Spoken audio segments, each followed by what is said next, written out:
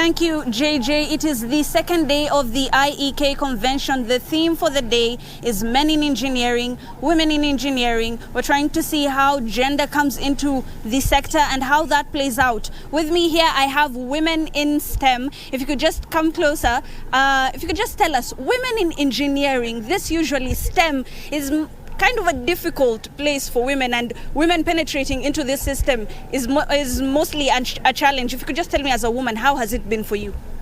Thank you very much. It has been exciting, interesting, and I encourage any woman out there interested in science, maths, physics, that engineering is the industry to join. If you could just tell me, accredited or rather certified engineers, especially women engineers, only make up for 9% of the total number, which is 2,500. Why do you think this number is so low? We in IEK are at 12.7%, and we have made a commitment as the Vice Chair of the Women Engineers Committee that by 2024, the number would have doubled from what we have, so that our goal is to get to the 30% threshold. We are working on it. Thank you. You've spoken about a 30% threshold, especially for the next 10 years. Why not 50-50? Don't you think women deserve to have half of the cake? Kidogo kidogo hujaza kibaba. You have to start from somewhere. Out there, the young girls take it that science is difficult. So we have a mentorship board that is looking at that. As IEK, the Institution of Engineers of Kenya, we actually go to schools and talk to the girl child to encourage them. We are their role models. We tell them we have made it. We are the reflection of what they should be. So we are working on it. It is not easy, but I want to believe with the support of everyone, including you, we can make it. Thank you very much. And speaking of role models, women engineers, there are also young women engineers. And if you could just get the perspective of the WEC chair, if you could just tell us, knowing that you're a woman in this sector, knowing that you're a leader in this sector, what are some of the things or agendas that you're trying to push so that you can reach that 50-50 mark?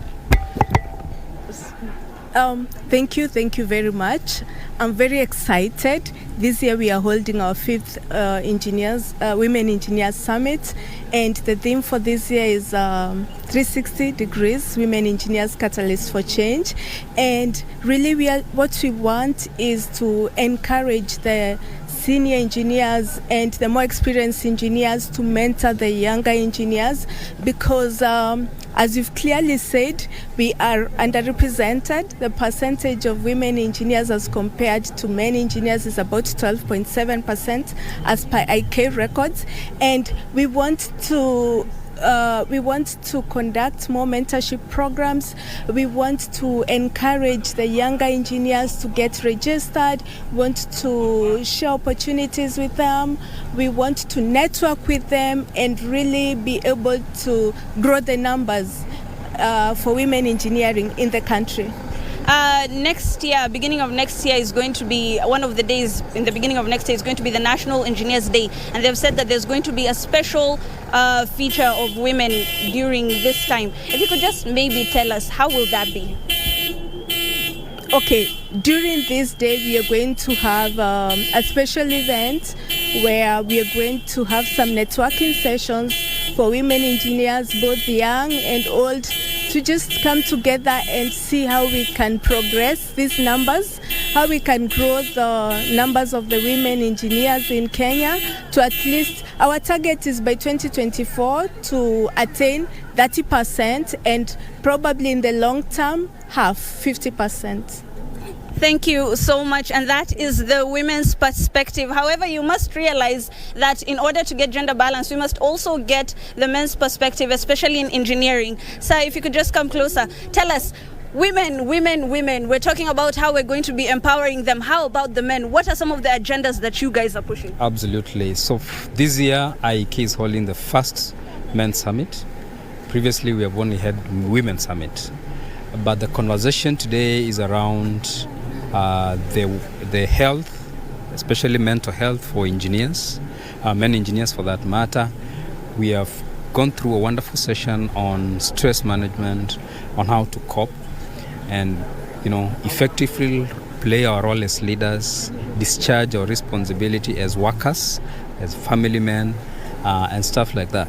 So that's kind of conversation that is looking at the mental health and the well-being of the man. And of course, it's not necessarily a gender war. Maybe if you could tell us at the end of this convention, as a man in the engineering sector, what do you personally stand to benefit, and what exactly are you going to be pushing for? Absolutely. There's so much to benefit from.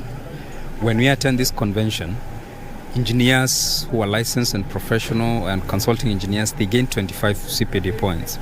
But most importantly, our theme this year is looking at the climate change, sustainable engineering in the era of climate change. So we're having great conversations on how to integrate sustainability, resilience in our design solutions that we provide as engineers. So that's the kind of a thing we're looking at. And we have wonderful panel sessions, exhibitions, paper presenters, and we're having very great conversation looking at the sustainable development goals. And most importantly, as COP27 ended just the other day, we are looking at practical ways on actualizing sustainable development and just providing solutions that are looking at reducing carbon emissions, enhancing carbon sinks, and generally managing the climate more responsibly. Thank you very much, Engineer Kiteme. And as the day progresses, and of course as the week progresses, we will have more on this. As you surely know, the engineering conference will be running all the way until Thursday. And of course, the matters that are going to be discussed, JJ, are going to impact this country, considering that there are a lot of construction mishaps, and of course professionals need to be consulted in these matters. But for now, back to you in studio, JJ.